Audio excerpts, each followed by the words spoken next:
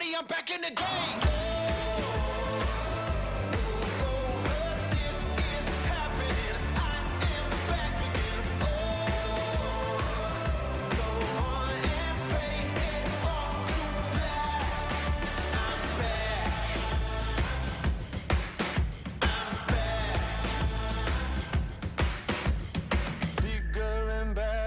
This is my time, faster than ever, hungry and I'm going to come back and take what is mine, bigger and better.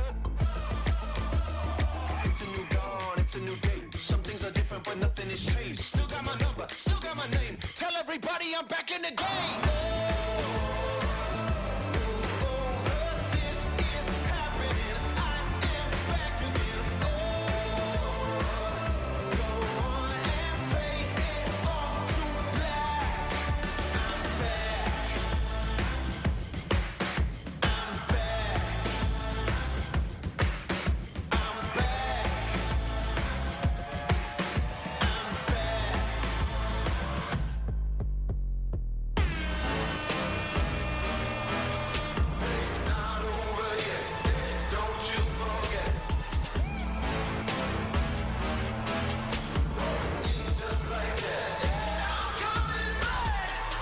Saddle, cut to the chase. I ain't somebody who stays in one place. Ready to go, I'm coming to play. You better know I still got something to say. It's a new dawn, it's a new day. Some things are different, but nothing has changed. Still got my number, still got my name. Tell everybody I'm back in the game.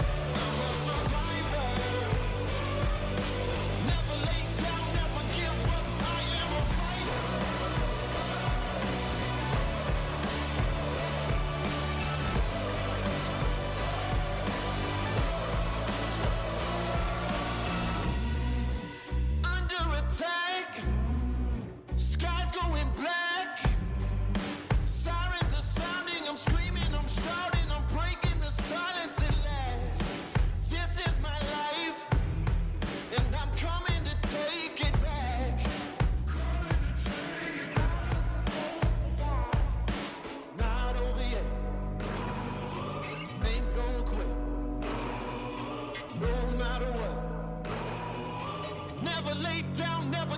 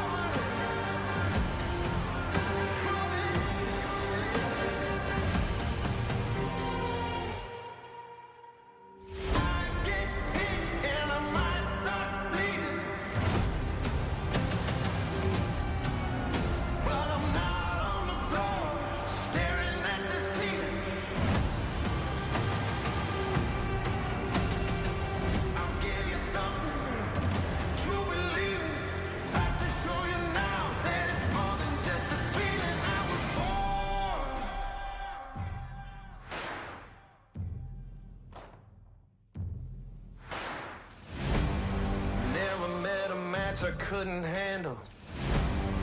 No one else could ever hold a candle. Get ready for a battle, cause you know that I was born for this. I was born for this. Never met a match I couldn't handle. No one else could ever hold a candle. Get ready for a battle, cause you know I was born. I tell you I was born for this. Ain't nothing gonna stop me now.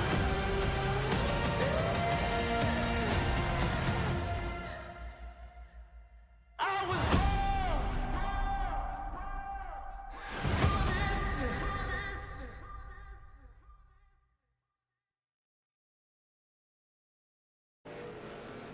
Welcome, ladies and gentlemen, as tonight is short track racing action for the Crown Jewel Late Model Stock Car Series. It's round number 7, and we're back at Hickory for the second time this season. But this go around, it's the throwback to 76, as the drivers are getting their practice done. About 4 minutes and 35 seconds left. Then we'll get ourselves into qualifying and much more racing action here tonight. My name is Sam Dyer. Joining me is going to be that of John Musham Jr., as well as our usual LSRTV crew in the background, giving us all the great cameras, pictures, and graphics.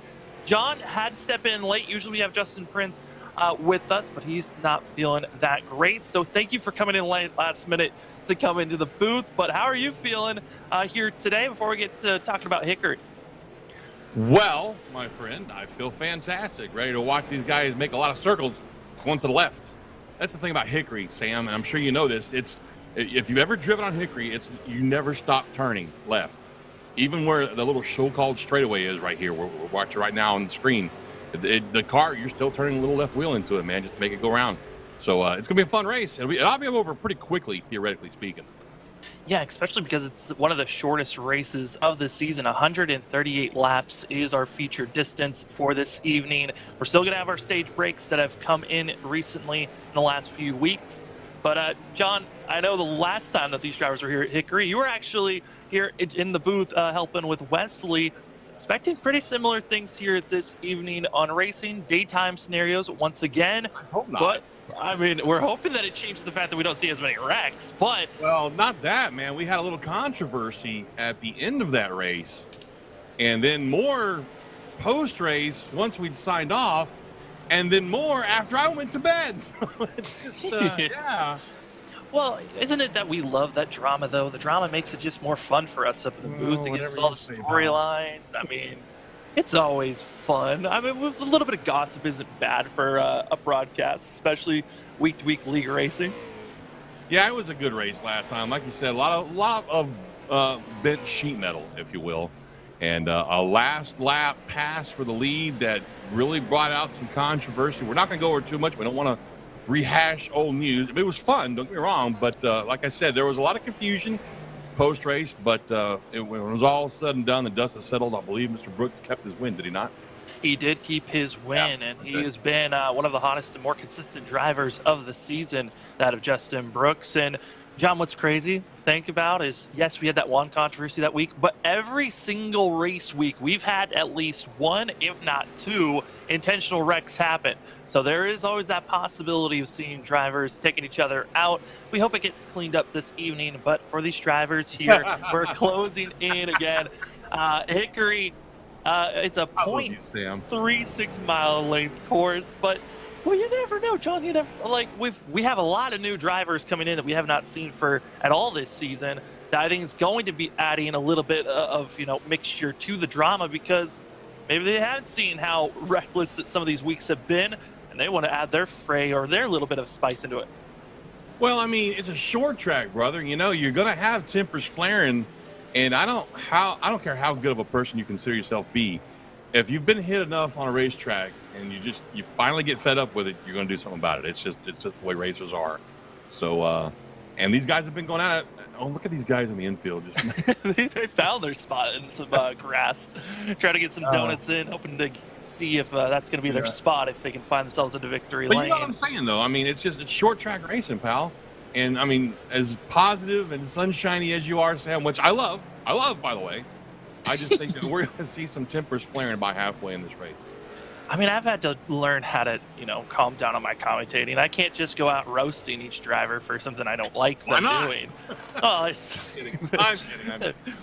I do it every once in a while. You got to keep a little bit calm and self-control, as we've got ourselves 30 seconds coming up left in practice before we get to qualifying. And John, something that has been added in these last couple of weeks has been the fact that qualifying now much more important than ever, as only the top 16 move on to the featured race. And then, well, if you don't make it in based off those top 16 fastest drivers, you've got to make it to the featured event through the LCQ, and only the top 4 make it through that. This is going to be interesting on the fact that those drivers here at Hickory, I would imagine you don't want to be fighting through the LCQ to try to make it in the featured event. Well, the LCQ had a lot of drama in and of itself last week. And we saw it with some guys that we thought would just kind of breeze through qualifying, didn't make it too good in qualifying, wound up in the LCQ and almost missed the race. So, LCQ ain't where you want to be, man. You want to get it done in qualifying, so we'll see how this goes. Want to get it through qualifying is the goal for these drivers, and as well, it has been each and every week, drivers have been trying to get informed of the fact that there is an invert. A certain amount of drivers in the top positioning will be inverted back to another spot for themselves. So even if you're the fastest driver here tonight, you could be placed further back, and the drivers, they've been notified it's the top 12 will get inverted. And we saw a little bit of mind games when you played last week of drivers doing what we call a little bit of sandbagging and not trying to go for that top pole position. We'll see if any of these drivers try to use that same technique, as here's Bradley Wilson in the 51 starting out qualifying. I've never understood how you sandbag at a short track. It is so hard to control the time that you put in. Does that make sense? Where you either in the field or you're not, yes. But I mean, I think I'm going to aim for 10th place. No, I can't do that. Well, if you're waiting till the last driver to go that's out there, one way to do it. Yeah, you just throw it out up into the wall. I mean, for some drivers, they'll let the field go out and qualify. Again, qualifying is 10 minutes in time. But if you're one of the last drivers to go out and okay, I'm going to be patient and then figure out where is the pace and the time that I need to go hit. I would imagine some drivers have put enough laps in to figure, all right, this is a fast enough time to go for a pull. That wasn't as fast, but it might get me at least a decent time that you can try to, not be exactly pinpoint accurate, but at least, get a ballpark of where you want to aim. Yeah, I guess. I'm not that good. I can promise you that. Hell, I'm not good enough to get in on qualifying time. I am the last chance king, baby. Hey, my controller will try its best, but I doubt I would make it in as well with some of these guys. What do you have? They're putting in my Xbox controller that I run on every once in a while. Every once in a while, I used to run on a wheel, but it's changed out as these drivers are on with Wally Wilson on track. But I got to say, John, there are some drivers here on iRacing. I know a few that are almost faster than some of the professional guys with the wheel, as some of my friends would use controllers. I'm not knocking it, man. I just don't know how you guys do it. Like, I don't remember who was it, Sam? You can probably help me out. Wasn't there an Coca-Cola series driver that drove with a controller for a while? Oh, I'm trying to remember. I know there was. I heard the story when I watched the broadcast. I just can't remember who it was. But yeah, I mean, don't get me wrong, man. We all start off somewhere, right? Hey, look, man, when I first started iRacing, Sam, way back in, not iRacing, but sim racing, way back in the mid-90s, it was considered a handheld controller. It was like a pistol grip, all right? And the trigger went both forwards and backwards, so that was your gas and throttle, okay? And on top of it, you have 4 buttons and a steering wheel, a little tiny 2.5-inch diameter steering wheel. And that was your steering. And the buttons could be whatever you wanted to map them to. And that's what I drove with for 5 years, dude, before I got my first wheel. That sounds miserable. But, hey, kudos to you for driving for 5 years on that. I got a bunch of wins, too, man. This was in the old Happy series that iRacing came from. Ooh, that's, back then, I would presume a lot of those drivers They're probably happy that they got away with the race when they did. Rocky Boyd going with a very Where's he different going? strategy than most. He's trying to back up to reset potentially, trying to find a good spot to get some pictures. I don't know what Rocky Boyd was thinking there. That was a very odd moment to be seen, but some of these drivers on track here is going to be one of our newcomers that we've been talking about. New drivers coming in each and every week. Here's Chase Johnson, going to be running his 57 on car, but it's going to be having on our ticker the 83, which that's another thing that we're going to be talking about a lot here this evening. There's about a quarter of the field, their car numbers on their car do not match to what is on their ticker. Rocky Boyd, we kind of let some of these triple-digit cars get away with it just because at least they're close enough to their numbers, but Rocky Boyd going to go for another go here for his time. But at the moment, only 15 drivers have officially clocked in a time at this moment. There's still some fast drivers to be watching out for at the bubble spot. Going to be watching out for Wally Wilson as well as Drew Cox. They are 14th and 15th on the timer. But Alex McCullum, as Boyd mistakes, hey, it's not the safest way to get to pit road, but that is one way to do it. As well as Alex McCullum, Justin Brooks, our last time winner here at that of Hickory, still has not gone on track, and as well that of Cole Cabry still has not put down a qualifying time. So, you know, John, there's still a lot of fast drivers out there. So if you're on the bubble, you're really not feeling the best knowing the speed that's still waiting on pit road. True. Well, let's talk about who has done some laps. So for Josh Cottle at the moment, and has for quite some time now, he's got the pole at a speed of, well, a time of 14.59, which is a really great lap here at Hickory. Actually, is really good compared to the other drivers around them. Second place, that of Chase Johnson, is going to be second currently right now with a 14.63. So going to be almost a full 10th faster is going to be that of Cottle. It's Rocky Boyd after amount right there. I'm sorry. I mean, got to say for Rocky Boyd, after finally able to put a lap down, going to be 6th on the board, which is going to be pushing Drew Cox outside of our top 16. Wally Wilson with a time of a 14.863, now going to be on the bubble. And this is what I was talking about, John, on the fact of drivers might be thinking about sandbagging.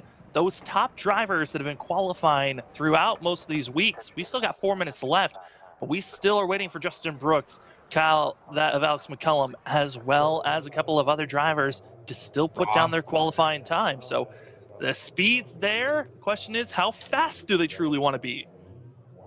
Not that fast, I guess, huh?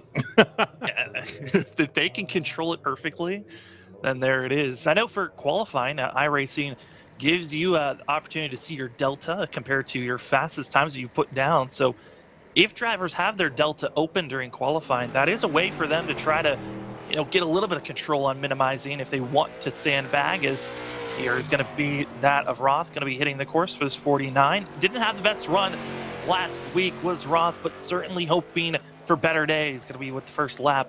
Going to be 18th on the board, but almost a full second off. Going to need to find a little bit more speed in this 49. But for all these drivers, they've got 4 laps to see how fast they can get. Cottle still hanging on to the pole. Johnson in second by 4/100ths of a second. That's pretty close. Cole Cabe. Is that how you say it? Cabe or Cabry? Cabry. Okay. Cole Cabry back there in third.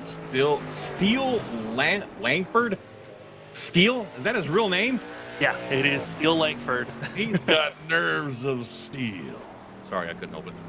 No, fair enough. I couldn't help it. You got to bring it out every once in a while. A good pun when it's just sitting in front of you. You gotta take that. As we still got 2 minutes and 30 seconds left here in qualifying, as we are still awaiting that of Kyle Storm, Alex McCullum, that of Justin Brooks, as well as Timmy Holmes. And I think we could be seeing a little bit of mind games and chess matches. As Justin Brooks, Alex McCullum, they are the heavy favorites coming into tonight, as they are the 2 fastest drivers. And here is Justin Brooks. Again, usually running the 33, but John, my favorite aspect, instead of DuPont, it's Justin slapped all over.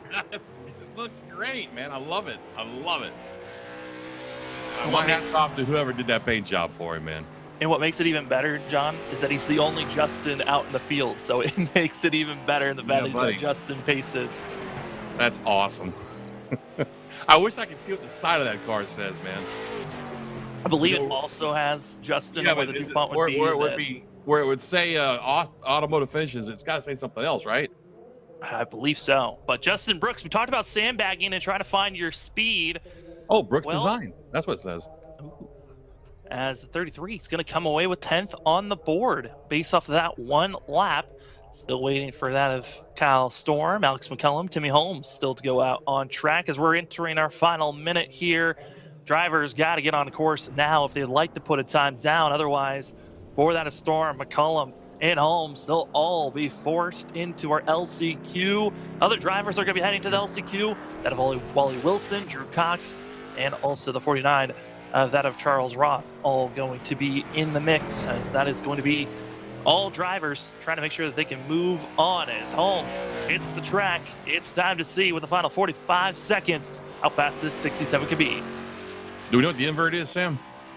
Invert is top 12. That is the top 12 are going to be moving. So if you're in 11th and 12th place by the time the qualifying is over, you will actually be starting on the front row for our featured event. Let's be on the front row. Jimmy Holmes going to be 14th currently after that first lap for the 67. And right now, Alex McCullum, he'll be up to 14th. He's got to find a little bit of more speed, but it looks like might run out of time. At least we'll make the featured event. But that is not the run for the 7 that he'd like. Kyle Storm will not be putting a time down. Here comes Timmy Holmes. Going to be 15th. We'll be moving on to our featured event. And with that time, we'll be moving up to 11th. So Holmes will be starting on that front row. But before we get to our featured event, it's time to see how drivers are going to be handling the LCQ. 20 laps, only top 4 get to move on to our featured event, which is going to be 138 laps here at Hickory for a throwback to 67.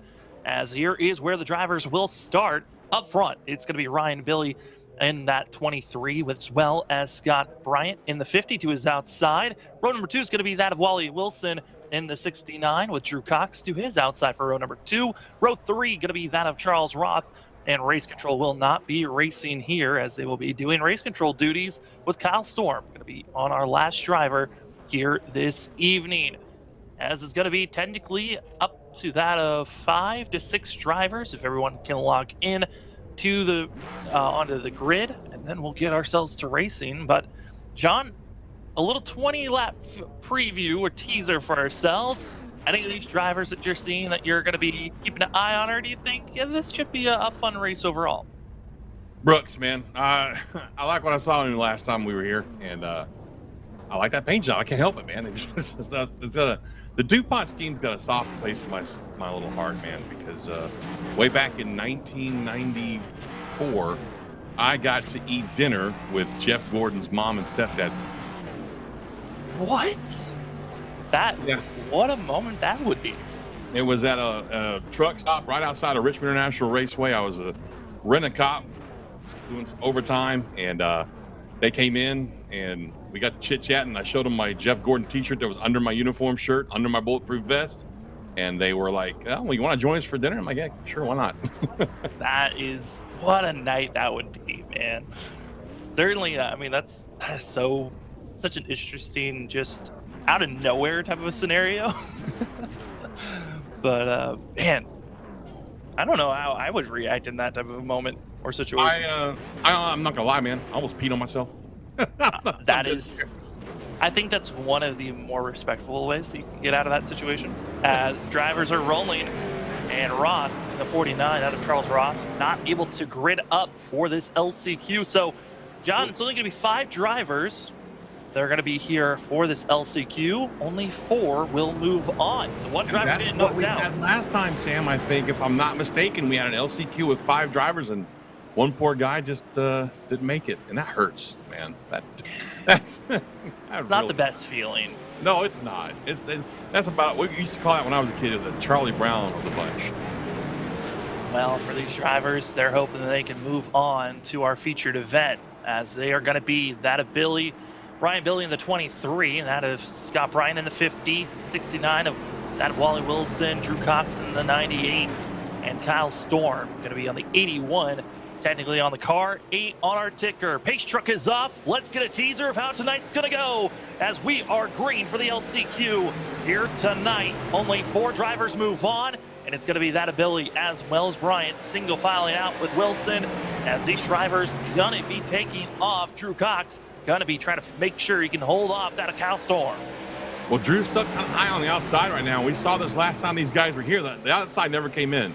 There were just a couple of drivers that were able to make the outside work really good, but eventually the inside guy, as we see right here with Cox going by on the inside now, clearing him on the inside. He's going to clear Storm, put Kyle back to 5th. Now Kyle's on the outside looking in here, Sam. And he's going to be trying to find a little bit more gas to get onto that throttle, but you talked about it at the top of the broadcast here, John. You are constantly turning left, and you can get a sense you're maybe straight for about a second, and then you're right back to the corners and turning. But man, this track, visibly, you can see it. It is rough. That is a lot of bumps these drivers dealing with. Oh, absolutely, man. These cars are just on the edge of out of control, to use a quote from my favorite movie. But yeah, these cars are just on the edge out of control, and these bumps just really don't help. And it seems like the more you dig trying to find speed, Sam, the more you actually hurt yourself in the long run. As right now, these drivers in line, it's Ryan, Billy, Wilson, Bryant, and Cox, the 4 drivers that are in good position. Kyle Storm, who did not qualify, going to be back in 5th position. Only the top 4 move on as our laps and ticker keep on counting down. 14 laps to go. And single file out, but a little bit of a wiggle there from the 50. Bryant Cox might get an opportunity here as we come out of turn number 4. Well, yeah, and he might get a chance to move up on Bryant here. Now, that's pretty much all that Storm can hope for at the moment, because he seems to be losing ground back there in 5th. Is that one of these guys tangles with somebody else and they wind up spitting out? But it looks to me like you said, Cox doesn't seem to really want to sit back here and ride along before we see him dive down now to the inside on Bryant. In a safe position, would have moved on, but once the better positioning, the higher up that you are in our top 4, the better position you'll be going into our featured event. It's only maybe a position or 2 before these drivers. That pass would be putting Drew Cox on the inside for that last row once we go to our featured event, which at this point, I mean, John, that's not a bad spot to be. 3rd and 1st, I would say, if you're going to be making it on the featured event, yes, you'd want to be in those positions for the better positioning at the start of our featured race. Absolutely. Like you said, you're going to be on the inside. And like we talked about a few minutes ago, Sam, this track, for some reason, I mean, I remember back in the day, Hickory did have a pretty decent outside groove, but for whatever reason, I guess it's just the late model stock car, maybe, I don't know, doesn't like the outside very much. It's not very stable out there. Look at the damage on the right front of the 23 there already. Like he got into something there. Got into the wall just slightly, but still rolling is going to be that of Ryan, Billy. And 23 machine just already talked about out of control, still looking like it is wiggling out of that of turn number 2, now out of turn number 4, just trying to maximize that speed. And these drivers already starting to feel a little bit of wear and tear, just only that of 13 laps into this race for this LCQ, only 20 laps in total. But John, the tire wear is already showing. These drivers are about 3/10 off of their fastest laps, and that's going to be something to take note. As the drivers in our featured event, they're only going to have 1 extra set to work with, and you can only take that set at our stage 1 or stage 2 break. Otherwise, you're going to be stuck with 1 set all the way through the whole entire 138 laps. But for this LCQ, it's a quick run. But that tire wear is already showing, and that's going to be a fun little factor to watch once we get to our featured race. Yeah, and the more you slide that back end around, the more those rear tires are going to wear out, too. And you touched on it. You made a really great point here. Most of these guys are showing 2/10, almost 3/10 down from their fastest lap. So, and I mean, back there, Kyle Storm back there in last place, you know, he started off with a 14.9. He just ran a 15.4. So, yeah, definitely look at this. We've got to fight for the lead, Sam.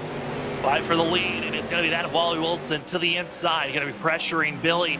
And Ryan, Billy does a great job defending and able to get back into the throttle, just showing if you can't just maximize or carry your runs, it's going to hurt you. And the 69 falls right back into place. But Drew Cox, he might be thinking about taking another position, but big picture again, if he just rides in 3rd, not a bad position for himself. You want to be in 1st or 3rd as the white flag is out for LCQ. This is official, and now it's on. Who's going to move on our top three are looking good as long as they don't wreck each other or wreck one of themselves out. But it's going to be Wally Wilson right on the back bumper, makes the move, dives down low, side by side, and that's close. But it looks like it's going to be the driver to the outside, Ryan Billy, holding on by 0.033 seconds, 33 thousandths of a second there. John goes to that of Ryan Billy. That was a heck of a finish, man. I think if we'd had about maybe another lap or two, we could have seen some serious heat there for that lead. Well, we honestly could, and if anything, that just makes me more excited for the actual races. Now, drivers, after the LCQ is done, everyone's given 5 minutes to try to get some warm-ups in. The actual race will start here in 4 minutes and 30 seconds. But officially, the 4 drivers moving on from the LCQ, it's going to be Ryan Billy, Wally Wilson, Drew Cox, and Scott Bryant. Going to be those 4 drivers that move on. Well, John, we're going to take a quick break. When we come back, we'll give you a little bit of a better preview of what's to come. We got ourselves the throwback to 76 here at Hickory. It's round number 7 of the Crown Jewel Late Model Stock Car Series. We'll be back in just a few moments. Hey, it's broadcast personality Wesley Outland, and for the 2nd year in a row, the Community Radio Network is excited to also be the voice of iRacing on LSRTV every Monday and Thursday night with the Northwest Racing Series for Cup and Truck. Join yours truly, Justin Prince and Samuel Dyer, every week as they race towards a championship. We're also on the radio in the Triangle, in the Raleigh-Durham, North Carolina area at 87.5 WCRN, and anywhere worldwide at wearecrn.com. Click play. Check out the coverage, the power of radio to the imagination of the listener, esports style. We are the Community Radio Network, the voice of iRacing on LSR-TV. Check it out when you can, and replays are always up too.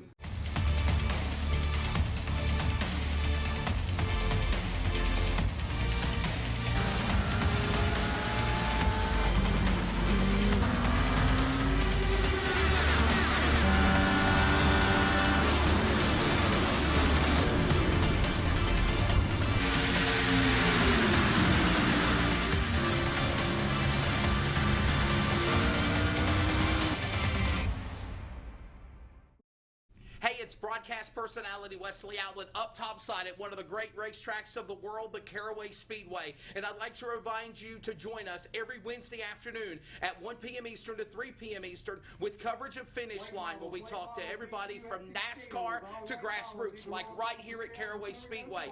Carolina's Fox Sports Radio affiliates, iHeartRadio, and on the Community Radio Network at 87.5 FM. And remember, thanks to Live Sim Racing Productions, you can actually see the guest panel, ask their questions, get interactive with us with comments and so much more in our chat box. Finish Line every Wednesday. Join us every week.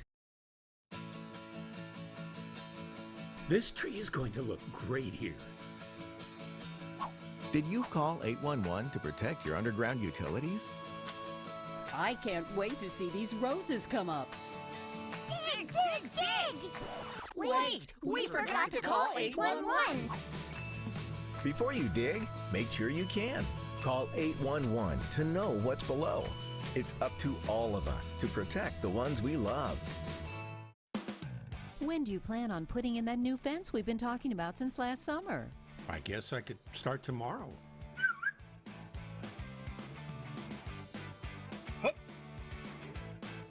Protect the ones you love and protect your buried utilities by contacting 811 before you dig, either by phone, the web, or the NC 811 app. Know what's below before you dig. Visit nc811.org to learn more. Welcome back, ladies and gentlemen. It is time for these drivers to get their last minute in of warm-up before we get to our featured event here for the Crown Jewel Elite Model Stock Car Series, round number 7 for the throwback to 76 here at Hickory. Thank you for joining us for Wednesday night short track action on LSR TV. My name is Sam Dyer. With me is John Musson Jr. And big thanks to LSR TV Studios for all the cameras, graphics, and action that we get to cover here on LSR TV. John, it certainly got to see a little bit of interaction going on there for the LCQ. Not a lot of passing going on, but certainly the end of the LCQ showed a lot of different storylines that I think is going to ramp up for what's going to carry over for this featured event. But what are you most excited about for these 138 laps to come? Beating and banging. 2 words, beating and banging. I just, why does anybody go to a short track race? I mean, come on, let's be real here. You know, okay, well, yeah, you know, Charles has a point. Hot dogs are good. But, yeah, man, I mean, these guys put on such a great show last time we were here at Hickory. Lot of drama, a lot of beating and banging. And, I mean, I won't say it's intentional. That's not what I'm looking for. I'm not looking for guys intentionally race killer, but hard racing, dude. That's what I like to see. I like to see hard racing. Who's going to use each other as a break? Who's going to use who to get them out of the way? Let's find out as the drivers' warm-up is done. And it's time for 138 laps here at Hickory for the throwback 276. Round number 7. It's time to begin as drivers are loading in to get gridded up. It's going to be an interesting one, but we talked about it. There was a 12-car invert, meaning if you got the pole, you're back in 12th place. But if you were back in 12th and 11th, you get to be up front, and that's where the 9 of Bryce Beatty and Timmy Holmes are going to be starting out for themselves for row number 1. Row 2, going to be a fast driver to watch out for. Justin Brooks in the 33, last time winner here at Hickory, with that of Bradley Wilson to his outside. Row number 3, going to be Peyton Holmes as well. Hal, in that 052, as well as Robbie Keneally in the 001. Then in row number 4, it's going to be Rocky Boyd running the 16 on his car, with that of Bladen Edwards in the 74 to his outside. Finish out your top 10. It's still Langford as well as that of Cole Cabry.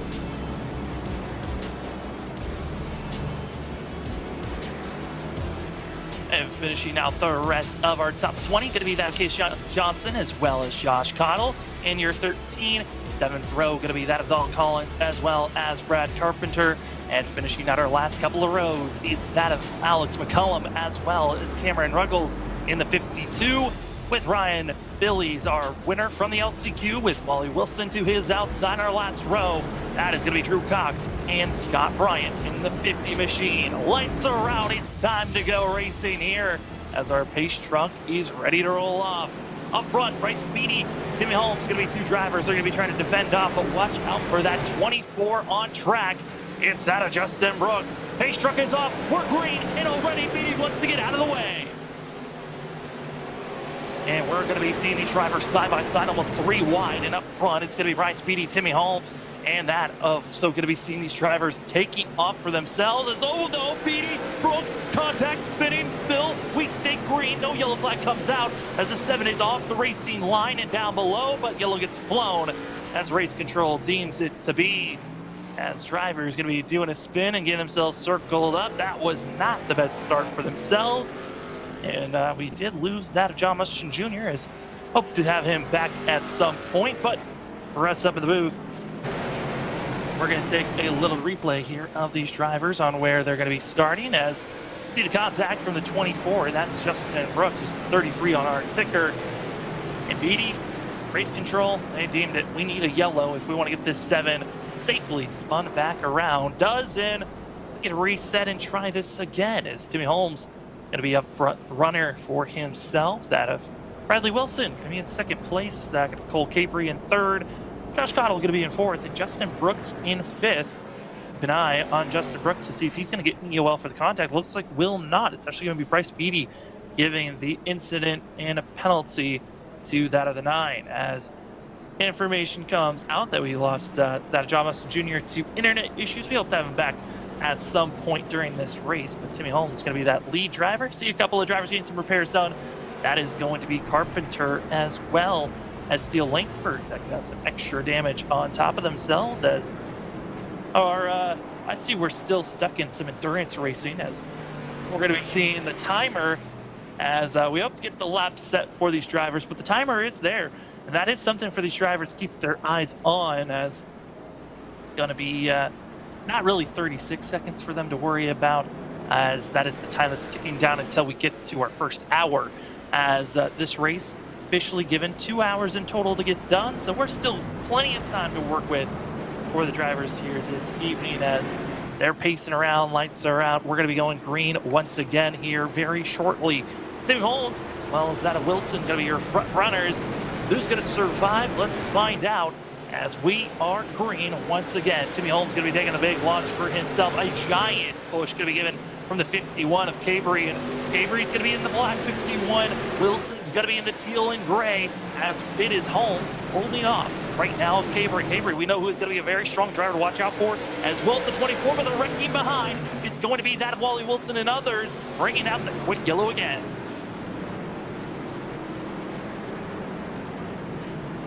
As I believe that actually was going to be the 23 of Ryan Billies that was out of shape and really got pushed around to bring out this yellow. And a great run for the 23. He was actually in the middle of the field when this contact happened. Watch your eyes on this of the 57. 23 gets clipped, spun around and in front of the field, and because he was completely sideways and perpendicular to the field, yellow flag comes out. We'll reset it, try again. And this was not how we wanted this race to go. It was expected for us to get a little bit of cautions here or there. Last week was very clean compared to what we've seen before. Again, these drivers do have stage breaks for themselves. We're hoping to get the laps up, but technically we are on lap 10. We are aiming to lap 40. That will be our stage break for stage number 1. Stage 2 is going to be on lap 88. Then we finish out the rest of this race as timer continues to clock down, and across the line that's going to be notching down another lap number 11 for these drivers. Also, Ryan Billies was given the EOL for bringing out that most recent yellow.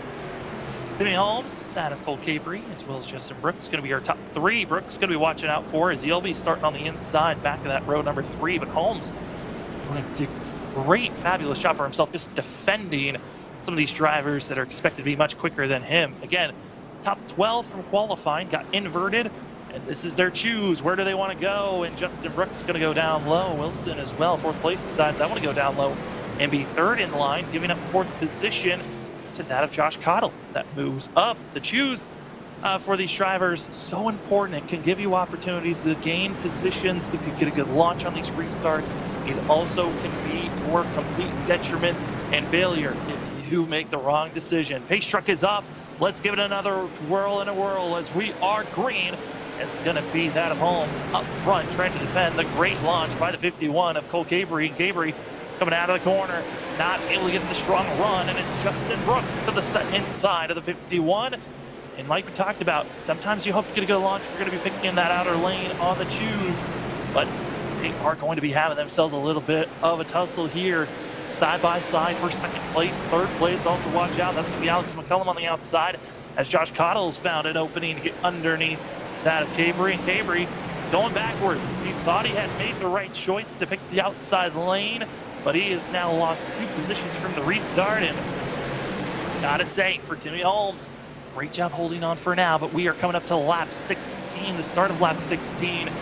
This is around the time for LCQ. We started to see drivers really feel a lot of tension, and the tires started to drift away. But we've had ourselves 2 quick cautions that allow the drivers and tires to be all right for now. The question is, how are they going to hold off or defend as we are on lap 17, coming down into turns 3 and 4. It's looking good for our leader. Holmes is pulling away, but is this just overcooking his tires for now? He's got that of a 3/10 lead over Justin Brooks and that of also Josh Cottle. Alex McCullum, biggest mover, tied with Drew Cox, up 11 positions in 4th place.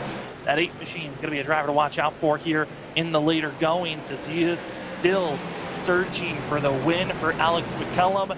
Many others have found that speed. Josh Cottle, who's been faster in practice, now putting the pressure for 2nd place of Justin Brooks. Brooks got to be careful if he gives a little bit too much of an opening. Could be giving that of Cottle a chance, but instead Cottle goes too high. Here comes Alex McCullum as well as Cole Hickory to the inside. Top 5 all within a second of one another. This is the best action on track. Hickory makes the pass. Cottle losing 2 positions and now finds an opening. But watch out, one of our drivers from the LCQ, back in 7th place. He's making the charge. Gotta give giant credit to that of Drew Cox, as well as Peyton Howell, going to be closing in as it's 21 laps in. We are now halfway through stage number 1, and Justin Brooks gets shoved out of the way. He'll now go to the outside. Watch out, he might be losing more than just 2 spots, as here comes that of Cottle. Not able to get to the quarter panel. 13 has to give an opening, but Timmy Holmes because of all the passing that's happening for second back to that of sixth, he's now built up a gap almost up to a full second in time. But is that too big of a gap? For ourselves watching as they continue to race on. Timmy Holmes looking good for himself in that first place position. Second going to be Alex McCullum. Then we got that of Cole Cabry and the driver in the 24. It used to be DuPont, but it's just Justin. It's Justin Brooks holding in this fourth place position. This is the throwback to 76 and one of the cleanest throwback cars from that of the Jeff Gordon days of the throwbacks of the Rainbow Warrior days. It is going to be Justin Brooks. As we ride on board with 33, give ourselves a little bit of a chance to listen in on how these drivers are roaring around for a couple of laps.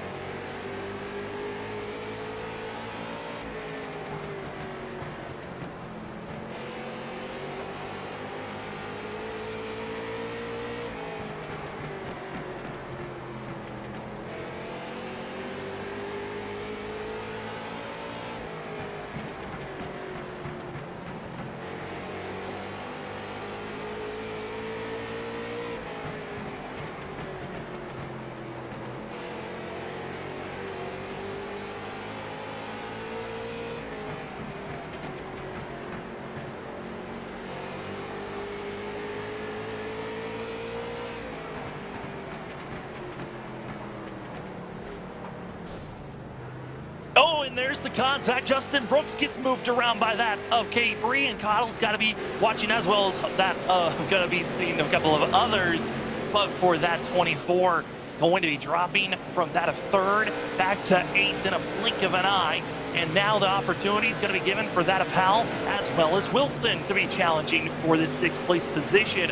But Justin Brooks heavily damaged and has to deal with this. These drivers, no fast repairs, and a driver that was looking strong for a top three run. He's now faltering back. Issues arrive with the battling that's looking strong for the sixth place position. Brooks, we talked about door slams and issues and drivers using their elbows. There's going to be a showing as Wilson loses a position, and now Peyton Allen's got to be careful for himself as we are closing in on that lap 40. That's when we're going to be seeing our stage one come to a conclusion, and right now it's Timmy Holmes up front. A couple of other drivers that are trying to make them some big moves. Fifth place runner and biggest runner, highest mover, I should say, of the night. Going to be Drew Cox, right now up 14 positions for himself. Second highest is going to be that of Alex McCullum, who's closing in on Timmy Holmes. It's now down to 2/10, and even less than that, the battle for the lead is on, as Timmy Holmes has got to be careful for that 67. But right now, this is for the battling action. 5 laps to go here for our stage one. Little bit of blinking going on for that of Alex McCullum, but certainly the pressure is there. But will he use the bump and run to get the 67 out of the way? He's been working at this, waiting for Holmes to burn off those tires. The gap for the lead was over that of a second, and it continued to grow until about 5 laps ago when Alex McCullum put on the thrusters, and it's on. Mistakes made, and just like that, the pass is on. Alex McCullum to the lead, but Holmes, that rear end, it is flared out, it's damaged. Those 2 tires are toasted, and it is not looking good for himself. John, you're back for the final couple of laps. Holmes just losing the lead. Yeah, he slid those tires one too many times there, wore them out, got them good and greasy, and then slapped the wall, which killed his momentum and allowed McCollum to make the pass without any kind of a fight at all, really. And now Holmes is going to have his hands full, third place car of Cabry.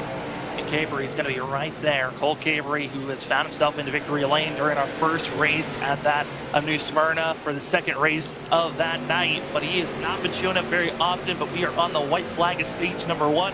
Let's see if they remember that this is a stage break.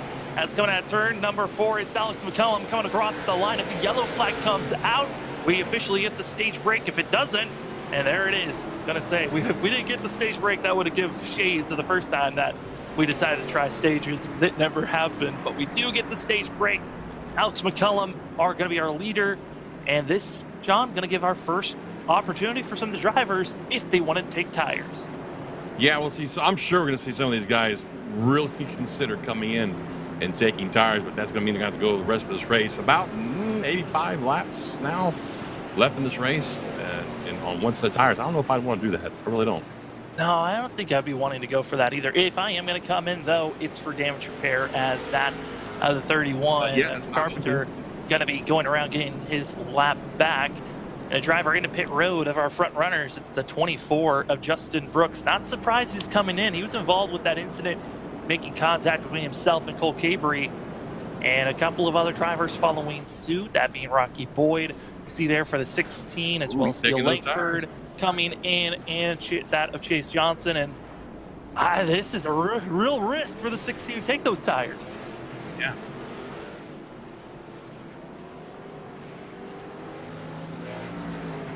You're right. It's there. I see it. You know, we're just talking with our producer here about the numbers on these cars that Sam touched on earlier this evening. Some of these guys are running a different number than what's on the scorecard. However, the 116 is the 116. It's just a real small number 1 on the left side of the 16. If you're looking really close right there. It looks like a little white dot at the bottom of the giant 1, but it's there. But it counts. It does count. I know a majority of the drivers that are 33 numbers. We've got that of, you know, we have Justin Brooks, who actually is the 33, but he's actually running the 24 for tonight. But we've also got that of about 3 other drivers that run 33 throughout the season. As the triple digits, you know, sometimes you have a number that you want to keep, and in short track racing, if you want to keep it, you kind of got to, you know, try different styles of numbers, or you add a letter, or you do the Rocky Boyd and just make it really small. That's it. That's it. As the drivers have just gone through and are going to be expected to make and have actually done the choosing of where they want to be on this restart. Where's our choose card tonight? Well, here's the thing. Last week they decided to try without the choose car. It got too dangerous. Too many drivers kept running into the choose car, and they decided we're going to take that away. But Alex McCollum kicks inside, and Hickory takes the outside, and we are green for stage number 2. Keep your eye on Brooks back here. He just got a nudge from the 50 car, I think it was. Whoever the gold and black car is behind him came up and gave him a tap. I don't know what's going on with those two, but might be something to keep our eyes on here. There's a couple of drivers, especially in the middle of this field, where they're going to be bumping off one another, taking every position possible. Oh, the wall. It's going to be that of Josh Cottle, the 13, and there's going to be Cox, who's already heavily damaged for the 98, and he's now going to be even more damaged. It's just seeing these cars get more and more damage onto them, the tougher these vehicles become to drive around this course. And for Cottle, momentum lost as well is going to be at least 1, almost 2 positions. Absolutely. You know, I'm just really surprised that iRacing didn't model the damage on these things a little more realistically when they had the chance, because, I mean, in real life, when you knock a fender off one of these cars, as long as you don't damage the suspension, it actually helps the car air cooler. You know, especially on the right front, man. You get that right front and keep it cool. That thing will turn all day long. Oh, it certainly would. As you see here, battling the middle of the field, that's going to be seen. That of Robbie Keeley, as well as Wally Wilson, and Rocky Boyd. I mean, that of Justin Brooks going to be in the mix here. And got to say, watching this field right now, you can just tell Justin Brooks not happy that he's back here in the thick of things. Had to come in for repairs after taking a couple of hard hits on that 24. And now Wally Wilson going to be side by side with the Justin machine. Well, it looks to me, granted I've been gone a little bit here and I'm just getting back in, but it almost looks like either A, Brooks's car, oh wow, look at the slide by 69 right there. That's what Brooks get by on the inside. But as I was fixing to say, it looks to me like either Brooks's car isn't handling down low as well as he would like it, or the outside might be playing a better part tonight in the racing. Either way, he finally got by the 69 car. Now he sets his sights on Cox, that 98 car. Drew Cox, biggest mover of those that had to go through the LCQ, and he'll go up and now in danger of being passed by Wally Wilson. And these two had their little duel, and let's give a little bit more contact for the drivers battling for the 9th place position. Side by side, it's that of Wally Wilson, Drew Cox, and it's Wilson who takes that position and tries to pull away. He wasn't bumping him, he wasn't hitting him, he was rubbing. And rubbing, son, is racing. Well, to a point. Some people take a rubbing and they're just like, all right, well, I'm going to take you out for the rest of the race. or like, I'll never forget when Carl was a Virginia once said that you need to borrow that guy on the outside's tires. Like, what? He goes, yeah, 8 tires are better than 4. Just use his tires to get the turn. Use his tires? Okay. Or just use them as I a don't wall. think he's going to appreciate that, you know? Well, it's a good thing we're on the virtual side of things. You can't just cut your tires if you're going to be rubbing off one another. As driver that has had some contact to the outside wall, and you can see in front of him, that's going to be Peyton Allen, who's also had a little bit of contact to the rear bumper. Drivers starting to feel that damage. And, you know, John, at some portions, yes, you know, the damage model, it's 3 years old from the last time that they updated it. But at the same time, got to say, for the damage model that they do have, these, you know, late models are built like tanks. They can take a beating and still run well. That's what we're seeing right now from some of these drivers right at this moment. Absolutely. You know, I was just looking at the timing here. I didn't realize it, but Roth didn't even start the race. Well, that of Roth, he missed out on the LCQ. Was not able to. Oh, that's right. Through, Okay, you're right. I got that. Yeah, I'm sorry. We I knew do the have- Storm missed out because he finished 5th, but yeah, missed out on that positioning for himself. Still out on track. It'll be all 20 drivers that qualified for this race. The only driver a lap down is 2 laps down currently, and that's Steele Langford, who had to come in for extended time, as we see here for that of the 133, who's still, again, one of our 33 drivers. Langford's a driver that we kind of expected to run well here tonight. Caught up in some early issues, and now 2 laps down, going to need some cautions to get back onto the lead lap. looks like he might still be underpowered too. He's just kind of dragging around back here. Not really able to make a whole lot of moves in the back. Matter of fact, he's about to get passed here by the 7 car. I'm not real sure who that is. That's going to be Bryce Beatty. That's our collection of drivers that are on different scoring. As, driver dropping down, having issues. It's Drew Cox bringing out our most recent yellow. Oops. Well, we talk about the praises of some drivers, and then they get spun around, have issues. It's bound to happen at some point of a commentator's curse. And might have struck here as we take a look at what happened to Drew Cox, who was running up here in the top about 10, overcorrects it. Oh, Rocky pulls over to go. And then a heavy contact.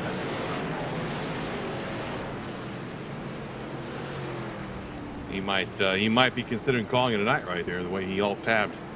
Another driver that called it an alt-tab as we were under pacing for the yellow right into the tire barriers. I think he locked up the brakes.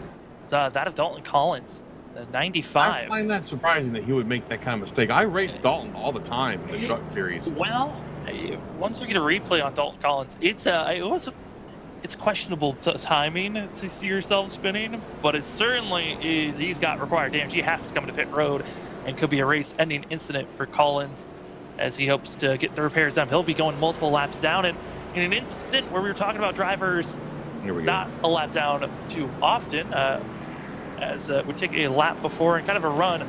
Drivers are under pacing at this moment. And John, I'll let you make the choice and decision. Was this on purpose or accidental? Well, let's watch and see what happens. He's already heavily damaged. You can see that on the front end. Whoop. Oh, hello. Yeah, I mean, it's such an odd... It looks like he might have decided the very last second to come into pit road, and unfortunately misjudged how much distance he had there. But like I said, I raced Dalton week in and week out in the C Series, Open Official Series, and dude's got great speed in the trucks. Let me just put it that way. That kid can drive anywhere. That he certainly can. It's Dalton Collins, one of the highest of the drivers that comes in based off of iRating on the field for these drivers. A very strong field. Everyone that's racing here tonight, as the laps continue to tick away. Updates for those that have been involved in this wreck. Rocky Boyd has officially parked it. Still in pit road is Drew Cox, as well as Dalton Collins getting their repairs done. A few drivers came in again. That is Steele Langford, but we are back to racing again. Stage 2, we are aiming for lap 88 for this stage to finish out the second stage of the night. And Alex McCullum is gone. And we'll probably see the guys who, we got contact right there on the 67 car. That was from the 52. He said, hello, Howell. Said, I'm coming through here, buddy. Coming through, get out of my way, and let's go 3 wide for a quick moment. Why not go 3 wide even more deeper in the pack? As here comes that of Robbie Keneally, who's going to be putting the pressure on Timmy Holmes, as well as Justin Brooks following suit. That outside lane they better hope they can find a little bit more grit and they could carry on that speed. But John, that's the one thing that I gotta say, that outer lane, talked about how it wasn't very strong on the first race these drivers ran 2 weeks ago, but there's been an update as there's a spin. All right, spun around, and that is going to be Ruggles in the 52. Oh, that's the one guy you don't want to wreck people. I'm just giving some advice here. Only one person in the league you don't want to spin is the guy that runs everything. I will say this about Cameron Ruggles. He has, give a couple of rubs here or there, is all you see. Oh, it started. They're calling. Well, that's not the way you want to see a spill happen. That's what brings out this yellow. I'd like to see his in-car on that one, Cody. If we can ring that up, that'd be great to watch.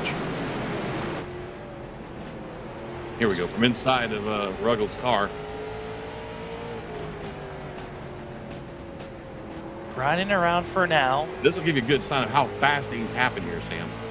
Yeah, I mean, you're just riding your own lane, get into a rhythm, and then it just, oh, there's smoke, there's a car, and oh boy, that's the ground. Good Lord. Yeah, just like that. I mean, you don't even have time to think about what you're going to do to evade that wreck. You're just in it. And luckily for Cameron, doesn't look like got too much damage right there, Sam. No, but the driver that ran into Cameron does, and that's going to be Ryan Billy in the 23. Another one of our LCQ drivers going to be heavily involved in an incident, and required damage goes to the 23. Also, Drew Cox has officially parked. It is done for the night.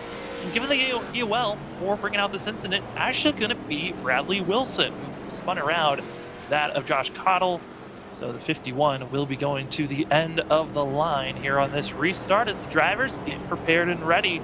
Expecting now, turn number 4, they're going to be making their choice at the choose line, which choose line now is when they come across the start-finish line here as go high, low, but don't go through the middle. I have a quick question for one of you guys. In the SDK timing, it says Bradley Wilson v. something. What does that say? That is a great question. I do not have that information. Okay. That's our fun behind-the-scenes question for us. Well, here we go with the restart. And look who's up there in 4th on the outside there.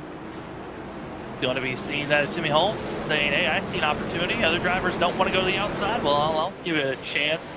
As well as Justin Brooks, Wally Wilson, or Green. Once again, 10 laps to go here in stage number 2 when Alex McCullum is on the lap pedal. But watch out, here comes Cole Capri, and Holmes still stuck on the outer lane. He's got to find an opening to get down low.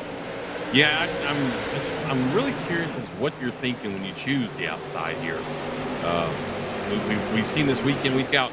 There were only contact there between Holmes on the outside there and the 52 of Howell down there on the inside. But what I was going to say, Sam, is we've seen week in and week out here at Hickory. The outside is just not strong right now. There's no speed up there.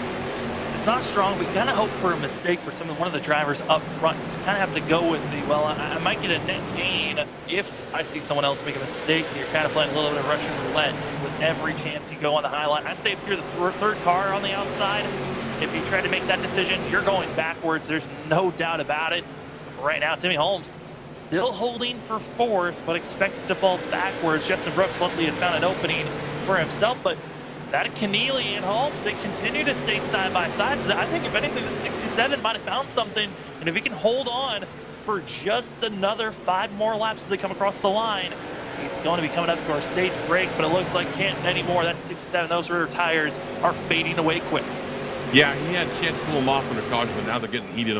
They're getting greasy and slick again. He's going to start sliding back. He just needs to hold on to it for a couple more laps. We'll be able to come in and get some tires on that thing for the rest of the race there, Sam.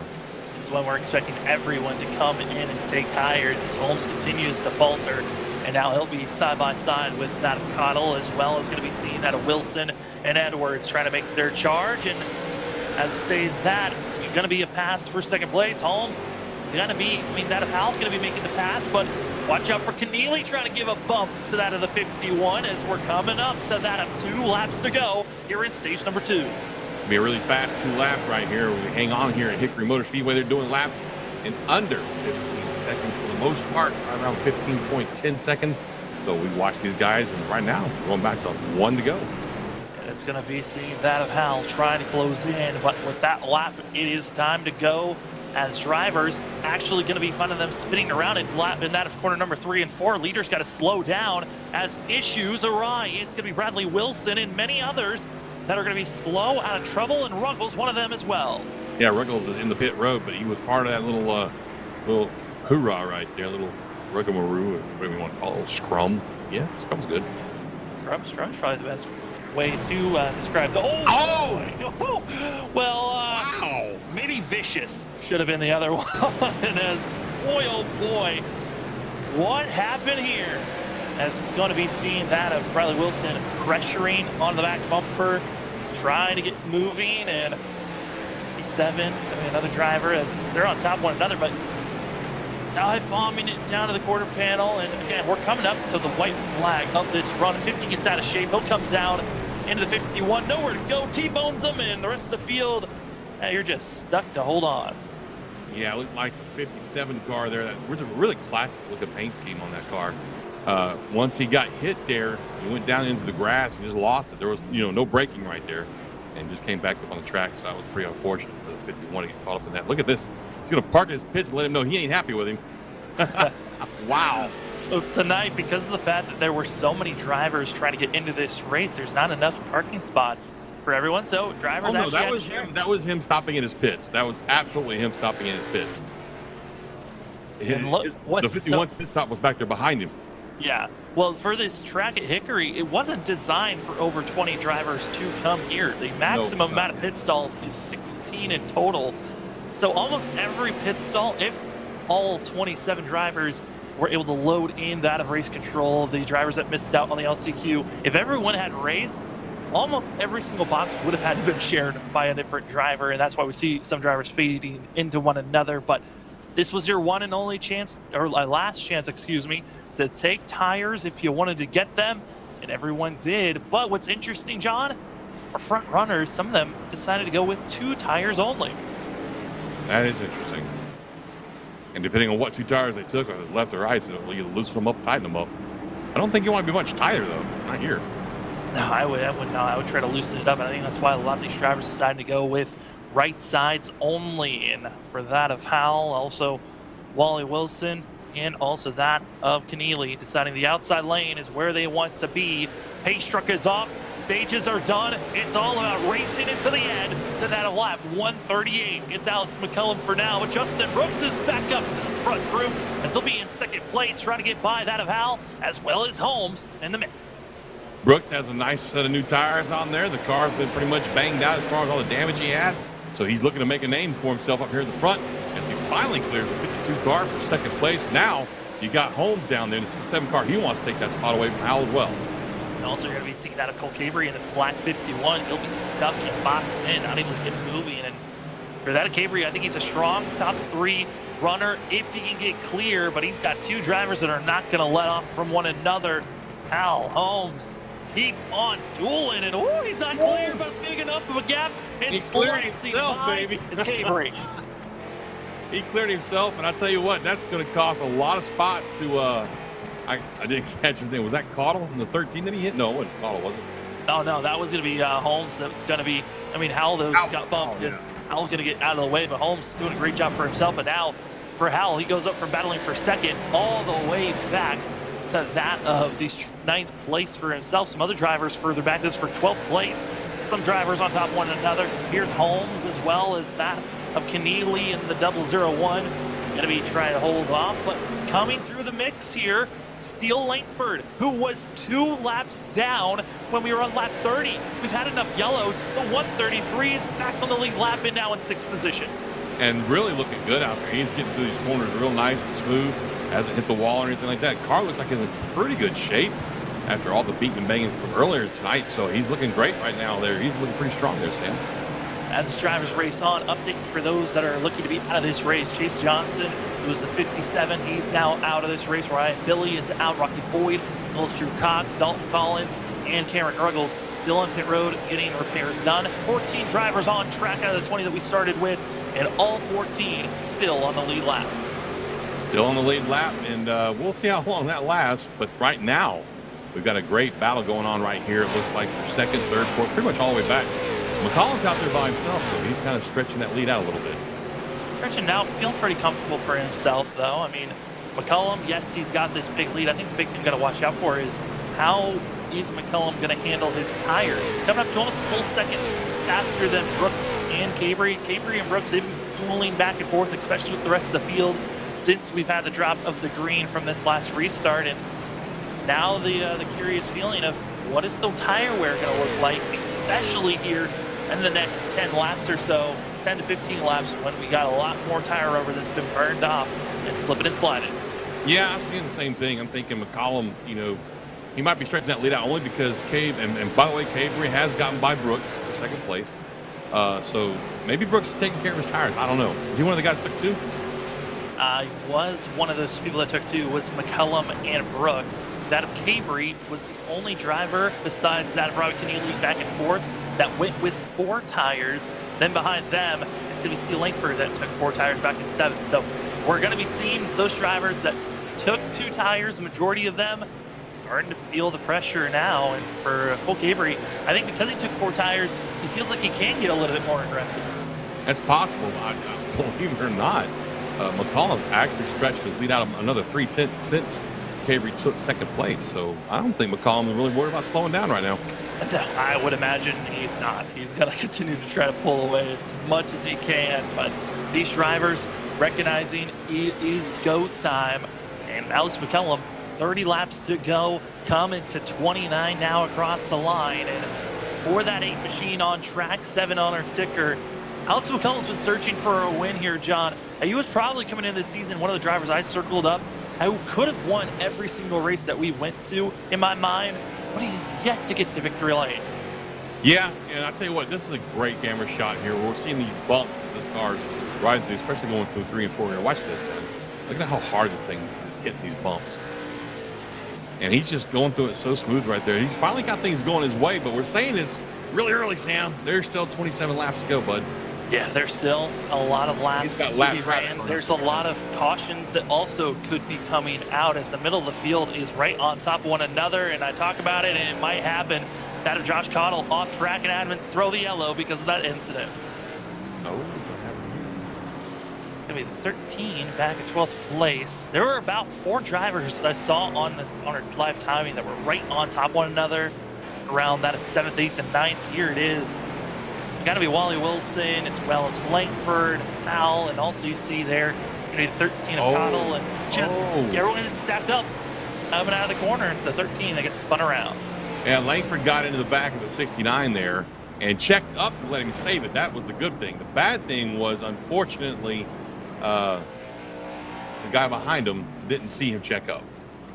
No, but I mean, just like what we've talked about for a lot of these wrecks, I mean, the reaction times for these drivers, it doesn't matter how fast the reaction time you have. That car is not slowing down in that quick of a time that you need to. And you see these wrecks just come out, and I would say, John, that's just a racing incident that just is going to happen at some point. I mean, hats off for checking up to let a guy save himself. I mean, you know what I'm saying? You don't see that very often, especially short track racing. When you get into the back of a guy and he starts to spin, you just keep going and hoping he'll move out of your way. But he was kind enough to check up and let him catch himself. But unfortunately, the guy behind him didn't check up. So that's what happened there. But hey, everybody seems to be moving forward here, and we'll get this thing stacked back up and back to green. Moving forward, getting ready to go racing. Also want to talk about, moving forward after this. We got ourselves just 3 more races left this season for these drivers. Next week, Myrtle Beach for the Myrtle Beach 400. 200 laps are going to be ran there. It's going to be myself, John, and also Wesley expected for that race. And John, I mean, 2 races in a row for this for ourselves. Should be a good one at Myrtle Beach for 200 laps. Then after that, it's going to be Justin and myself at Martinsville. And finishing off the season, it's going to be that of the Southern National Motorsports Park for 200 laps at that track. A lot of good racing that's coming up for the final 3 races of the season as drivers get ready for their choose on where they're going to be starting on this next restart. The virtual Dirty Myrtle. I'll tell you what, I'm still so disappointed that they threw that track down. That was such a special track. I'm happy it's on iRacing because iRacing, at least, every single time I've watched a race at Myrtle Beach, it is always a great time to watch these drivers attack one another. But you remember back in the 90s when the Xfinity guys and the Truck Series went there? I'm going to let you know, say this right now, no, because I was not born yet. Ouch, Sam. I'm sorry, I had to show my age. We had to do it. We had to do it. Pace truck's off, we're green. Let's go racing. 20 laps to go here for that of the throwback 276 at Hickory, for that of the late model stock car series crown jewel racing action. Alex McCollum side by side for second place. Going to be seeing the 51 of Hickory to the inside, 24 of Justin Brooks to the outside, and they're getting squeezed, they're bumping, they're rubbing, and it's go time for a lot of these drivers. Can't be patient anymore, John, and we're starting to see it. That's right. Brooks chose that gamble again on the outside there, hoping to gain a few spots. He actually didn't lose or gain anything right there. He almost got a little contact from the 001 to 001 of Keneally back there in that Steve Park throwback, but it worked out for everybody right there. As we see right here, the 69 and the 67. Oh, that boy. Hold on, Willie Wilson, and he does. What a save from that 96. Coming for the 69. I guarantee you he used those tires up, Sam, and now he's going to have his hands full for at least 2 or 3 more laps getting him to cool back down. If not for the rest of the race, I would not be surprised. Watch out for that 69. He might be the cause of our next yellow if he is not able to get in line quickly and he still continues to work on it. But up front, top 4, all very fast drivers. Alex McCollum, as well as Cole Cabrey, Justin Brooks, Robbie Keneally. But John, with 15 laps to go, Cabrey's looking in a good spot. Again, he took 4 tires at our last stage break. Alex McCollum didn't, and McCollum pulled away on that first go. I think he was expecting this race to stay green, and it didn't. Those tires, I would imagine, for that 8 machine, he's getting nervous about it. Well, you know what? I'm watching Cabrey here, and man, it's not just his tires, Sam. He's really getting into the corner great. Look at this, how good he gets into the corner. Sticks it on the bottom, and then really easy on the throttle coming back off, so he's not really overdriving the car and heating those tires up. And he is definitely showing some great speed. Last 2 laps, he's actually been a tick faster than our leader. That time he was dead even with the leader, but a tick faster the time 2 laps before that. Also, this 001, that's going to be Robbie Keneally, who's trying to make the push here. He's on those 4 fresh tires as well, trying to close in this run.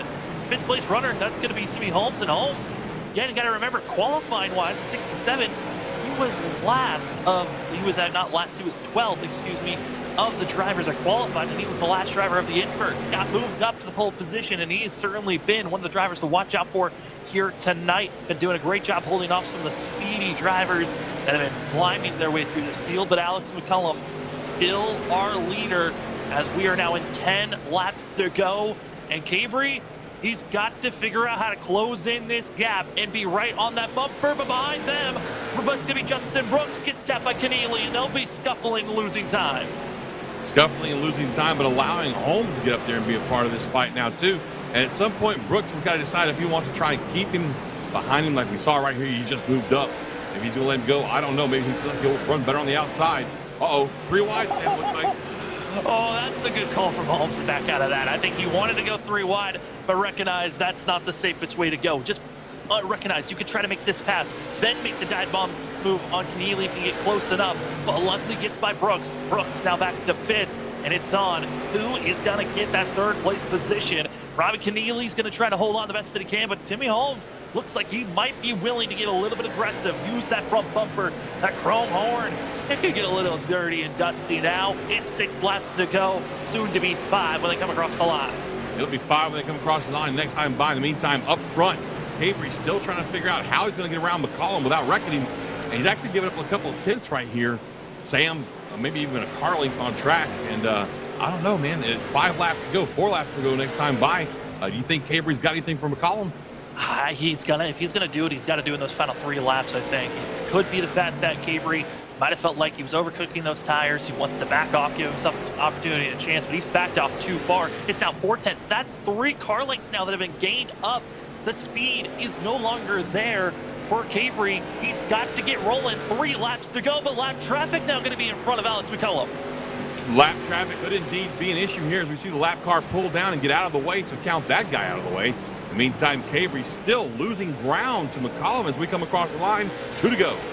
2 laps to go. If we're going to see a yellow, it's most likely going to happen in 3rd place on back as they're still on top of one another. but it's all Alex McCullum. This 7, he's been strong on our ticker, 8 on track. He's trying to get himself into victory lane and out of the corner. It's your white flag, CRN 1 to go, as it's going to be Alex McCullum and that of Cole Hickory. And Hickory's done everything in his power, but he's just not enough. Alex McCullum took 2 tires at stage 2. It worked out, and at turn number 4 wins the Throwback 276 here at Hickory. Round number 7 is finally the time for Alex McCullum.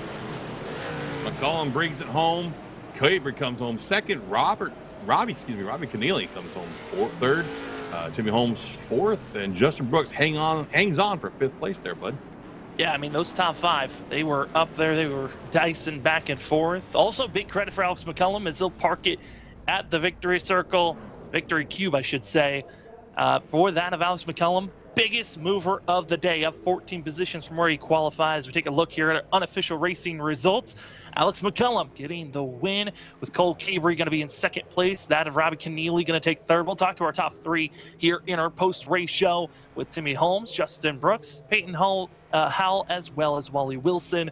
Going to be your top 7. Steel Langford, a great recovery for the 133 up to 8th. 9th goes to that of Edwards and Cottle, finishing out your top 10. Coming home 11th is going to be Bryce Bead in that 9 car. 12th will be Scott Bryant. 13th, Brad Carpenter. And that was the end of your lead lap cars. 14th goes to Bradley Wilson, 4 laps down. Cameron Ruggles, Chase Johnson, Ryan Billy, Dalton Collins, Rocky Boyd, and Drew Cox. Round out your top 20. All of those guys were out of the race due to incidents on track, and maybe they'll have better luck next week. As you see that of Cameron Ruggles having some fun coming across the line. He finished 15th, 11 laps down. Luckily, he got back out on track. But for the drivers that are done, we're going to take a quick break. When we come back, we'll be back in just a few moments, but we are going to be back to talk to our top 3 for our post-race show. Alex McCullum, our winner. 2nd place, that of Hickory, and Keneally being your 3rd place runner. We'll be back in just a few.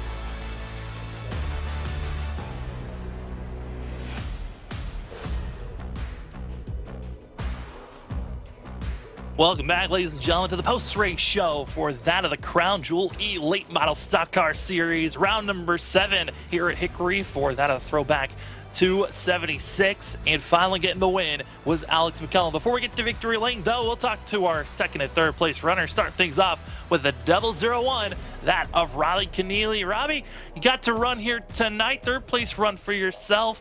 How are you feeling with 3rd place finish? Man, it was a pretty good race. I took a knee wheel there at the start, just kind of seeing how the race would go, and we were able to kind of pick them off one by one, saving that right rear, and kind of end up in 3rd place, which is pretty good. Hey, Robbie, this is John. Just wondering, what was your pit strategy there when we got to the last stage break there? Did you take 2 or 4? I took 4. I didn't think 2 tires was... It seemed like that was kind of the move to take, but I took 4. Well, Robbie, a very strong run for yourself, a 3rd place finish. Are you planning on showing up for the final 3 races of the season, or are you saying this is a good one for yourself? We'll see as it goes. You know, I hope to be able to make it, but schedule's running a little tight here, but if I can, I'll be there. And we hope to see you for more races there, Robbie. Before we let you go, the floor is yours for any more shout-outs. I just want to thank you guys for putting on a good broadcast, and I want to thank Wiley X Sunglasses and Reaper Speed Lab. That's going to be Rob Keneally in the 001 coming away with third place finish here this evening at Hickory. Congratulations, and hopefully we'll see you next week. Yep, thank you. Gonna move over to second place where we got that of Cole Capri going to come away with the second. And Cole, you had a strong run. You had a lot of bumps and you were rubbing certainly everywhere you could to get to that second place position. But what else do you think you needed to do if you were going to try to make that pass on Alex?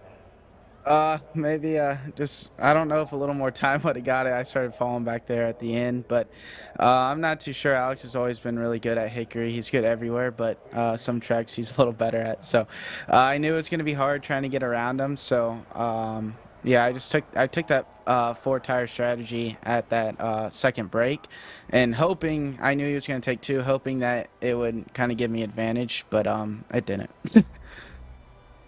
Yeah, Cole, I was going to ask about that. It just seems like, I don't know, some guys made 2 tires work, some guys made 4 tires work, man. Yeah, I think that final restart, I hung with him for a while there. I really think it excelled on the restarts. I thought it was going to even them out a little bit, and I think everyone did. But for some reason, I felt like I was a little bit, maybe not quicker, but closer to him than I was the whole race. So. Yeah, I was a little disappointed in taking the 4 tires. I thought it was going to be a big advantage, but at the end of the day, it wasn't. But congrats to Alex and Robbie for finishing 1-3. And, yeah. I mean, Cole, we got 3 more races to go. We've got that at Myrtle Beach, also Martinsville, and also going to the Southern National. How are you feeling about these next 3 races? And you feel like one of them you might have an opportunity to get back to victory lane? We would always like to think that. You know, those 3 upcoming tracks aren't my best, but hey, that's what we love doing, learning and getting better at places we're not too comfortable at. And hopefully we can just bring the car back in one piece and be ready for the following season. Absolutely. Well, Cole, before we let you go, the floor is yours for any shout-outs. Oh yeah, huge shout out to you guys for putting the stream on, and I know Cam and everyone. This is not easy to put on a whole series like this, so shout out to that group, McCullum and Robbie for finishing 1 and 3, and I'll see you guys next week. That's going to be Cole Cavery in that of the 51 here tonight. Congratulations on a second place finish, and good luck going into next week. Thank you. Now we head over to victory lane. Finally getting into the victory lane spot. It's Alex McCullum. Alex, I think you had enough second place and third place runs. How does it feel getting into victory lane here for that of the E-Late Model Stock Car Series? Yeah, it feels good. I was actually very surprised with how many green flag runs we had there, so that was pretty good. So good job to everyone running a really clean race tonight. But I started 15th. Someone got asked for an EVO in front of me, so that kind of helped me out. But I was able to make quick work in the beginning, so I think that was a huge key, is getting quick track position right there. Well, Alex, this is John, man. Great run tonight. Congrats on the win. Are you ready for the Dirty Myrtle, man? I'm always ready for Myrtle, so that's also one of my favorite tracks, so we'll see how it goes. Just got to play these races smart and race lap by lap, and don't want to get too greedy and push issues that I don't need to push. So just gonna run my own race, and whatever happens, happens. That's a smart way to go out there for the rest of the season. Well, Alex, great run. You finally got the win. But, man, how are you feeling about these next 3 races? I know Myrtle's, like you just noted on, one you're looking forward to, but how's Martinsville as well as Southern looking for yourself? Martinsville is actually one of my favorites, too. It's Southern's hit or miss. So I'm really looking forward to these last 3 races, with Myrtle and Martinsville being my strong races. So we'll see how that goes. Well, Alex, again, congratulations on finally getting into victory lane. But before we let you go, the floor is yours for any shout-outs. Yeah, I just got to thank you guys, Ruggles, everybody putting this event on to give us a place to race on Wednesday nights. Tonight was actually a very good racing by everybody. So a lot of green flag, a lot of long green flag laps there. So my arms were getting pretty tired there with the bumps on corner entry of 1 and 2, because I'm gonna have to turn my force feedback down just a little bit. But gotta thank Leduc Matthews and everybody that helps on putting the series on. Well, Alex, we could see how crazy it was out there with the bumps, but you survived. Congratulations on that, on getting the win here for Throwback 276, and have a good one going into next week. Thank you. As that's going to be your winner here this evening, Alex McCullum with the 8 machine, winning here again for the Throwback 276 at Hickory, round number 7 of Crown Jewel E Late Model Stock Car Series. Well, John, the night's almost done, but the floor is yours for any final thoughts of this evening. Well, it was another little barn burner we had here at Hickory Motor Speedway. Kind of sad to see it end, but looking forward to going to Myrtle Beach, Martinsville, and then closing things out at Southern National. And I look forward to being part of this, Sam. Good working with you tonight, bud. It's good working with you again, John, and hopefully we'll be working again next week, as it's going to be at Myrtle Beach for the Myrtle Beach 400. It's going to be a good one to watch. Again, all of that of the Crown Jewel E Late Model Stock Car Series covered here on LSRTV on that of Wednesday night short track racing action. Thank you for John Mush Jr. coming in here for last minute help. We hope to have Justin Prince back here in a couple of weeks. Thank you again for LSR Studios for giving us the great pictures, graphics, and everything that makes this LSR TV experience the way it is. For myself, Sam Dyer, John Mush Jr., and LSR TV Studios, thanks for joining us. We got more racing action this week. Friday, again, double racing action. We got LTAC. We've also got the championship race for NASRA. We hope to see you then, but if we don't, see you next week. Myrtle Beach, the 400, 200 laps, short track racing action. Can't wait to see you then. Have a good one, everybody.